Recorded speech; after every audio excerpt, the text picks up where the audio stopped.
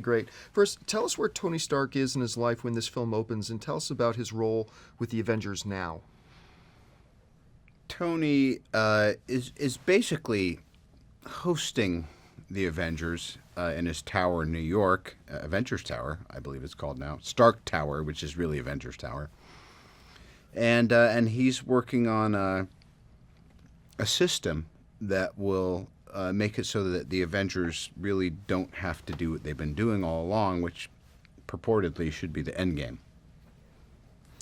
Describe the feeling that you guys have, the chemistry you have as a cast, and getting back together again with everybody for this time around. Well, I don't think any of us really expected how huge the first one would be.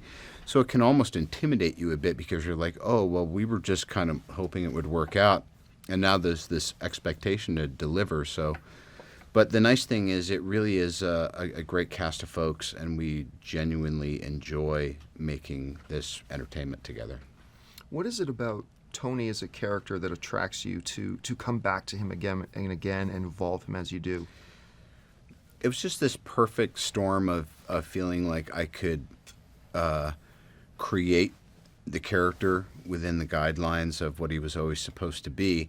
And I just thought he was so cool when I was reading the comic books. I was like, great, so let's just keep it real human and make sure that there's enough wit in there so that people don't think he's a stiff, and I think it'll work out all right.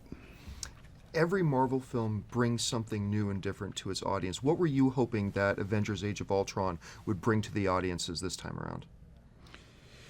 Well, again, the obviously new folks is great, like having Elizabeth and Aaron, having Scarlet Witch and Quicksilver, and having Paul Bettany, who's been Jarvis all the time, get to do something new. And James Spader, I thought, was just a brilliant piece of casting for Ultron.